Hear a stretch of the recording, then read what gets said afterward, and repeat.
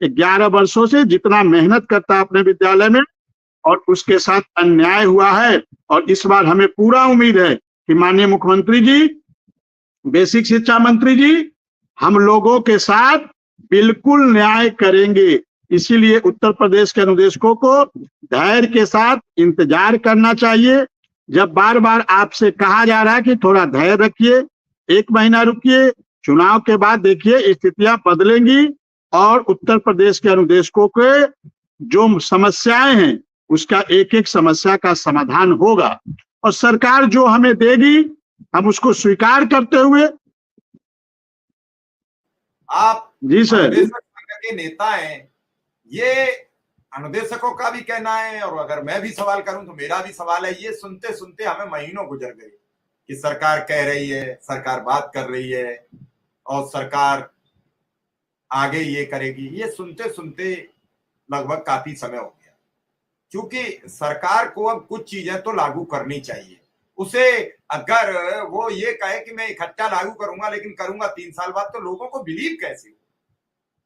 बात यहां फंस रही है। जब तक कुछ हो न जाए क्या कहा जाए किसी भी चीज पर?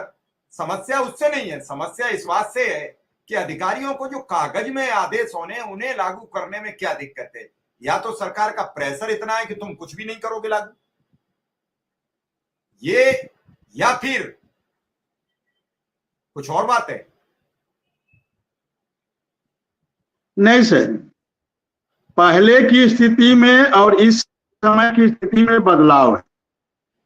पहले कोई हमसे बात नहीं करना चाहता था। हम जब चर्चा करने जाते थे, अपनी समस्या को लेकर जानते थे, तो कोई हमें घास नहीं डालता था।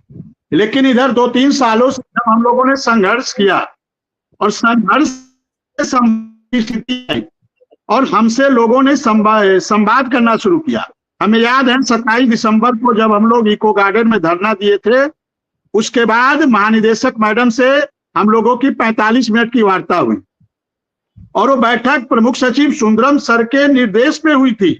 क्योंकि हम लोग सुंदरम सर से मिलना चाहते थे, हम लोग कह रहे थे कि हम लोग की मुलाकात सुंदरम सर प्रमुख सचिव बेसिक शिक्षा से हो, लेकिन उनकी व्यस्तता के नाते उन्होंने महानिदेशक को बुलाया, महानिदेशक मैडम को बुलाया और कहा निदेशक संघ के लोग हैं, इनसे आप मिलिए, इनसे बात करिए, इनकी समस्या को जानिए और फिर हमें बताइए।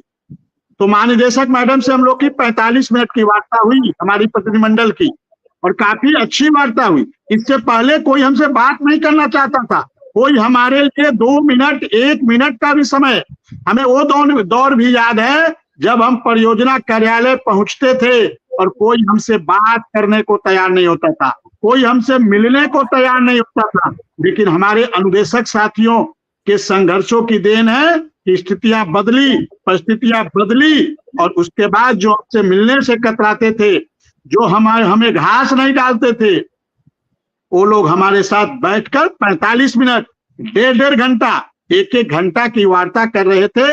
और ये तो हम लोग अपने आंखों से देख रहे हैं ना, हमारे सामने घटना घटित हो रही है, तो हम इस पे भरोसा कैसे न करें, इस पे विश्वास कैसे न करें। और स्थितियां बदली है, पहले वाली स्थितियां नहीं है।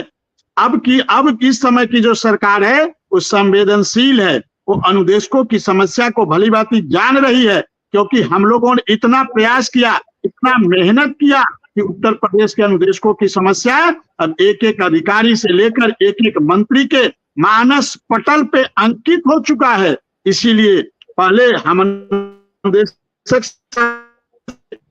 आप ये बताइए, क्या इससे पहले बेसिक शिक्षा मंत्री जी से वार्ता हुई?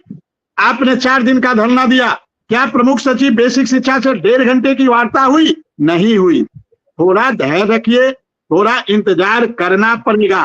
और जब माननीय मुख्यमंत्री जी ने हम लोगों को कहा है कि हम आओ बात, और वो भी हमें नहीं कहा, हम लोगों के साथ जो आदरणीय श्री चंद्र शर्मा जी हैं, जो शिक्षक प्रकोष्ठ और एक सम्मानित MLC हैं, उनसे और उनकी मेहनत को आप लोगों ने देखा होगा।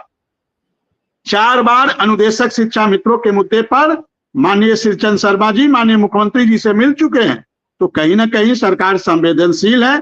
और जो 8 अक्टूबर की बैठक हुई थी वो माननीय मुख्यमंत्री जी के दिशा निर्देश पे हुई थी, माननीय मुख्यमंत्री जी के आदेश